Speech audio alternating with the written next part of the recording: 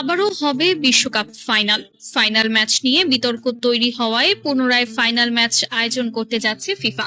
ইতোমধ্যেই 1 লাখ আর্জেন্টিনা সমর্থক ম্যাচটি পুনরায় আয়োজনের দাবিতে পিটিশন দাখিল করেছেন। বিশ্বকাপ ফাইনাল নিয়ে যেন নাটকের শেষই হচ্ছে না। ম্যাচ শেষ হওয়ার পর কেটে গেছে অনেকটা সময়, কিন্তু বিতর্ক থামার কোনো নামই নেই।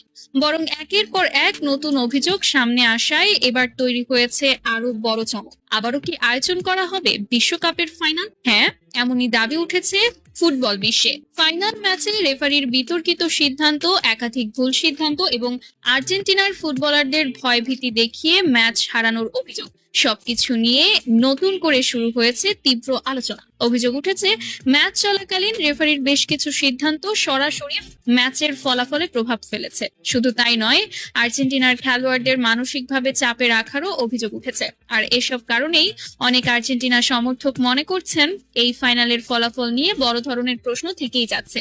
এরই মধ্যে প্রায় 1 লাখ আর্জেন্টিনা সমর্থক একটি পিটিশনে স্বাক্ষর করেছেন। তাদের দাবি, বিতর্কিত এই ম্যাচের নিরপেক্ষ তদন্ত করতে হবে এবং প্রয়োজন হলে বিশ্বকাপ ফাইনাল ম্যাচটি পুনরায় আয়োজন করতে হবে। ফুটবল ইতিহাসে এমন ঘটনা সত্যিই নজিরবিহীন, কারণ বিশ্বকাপের ফাইনাল একবার শেষ হয়ে যাওয়ার পর সেটি আবারও আয়োজন করা, এমন দাবি আগে খুব কমই দেখা গেছে।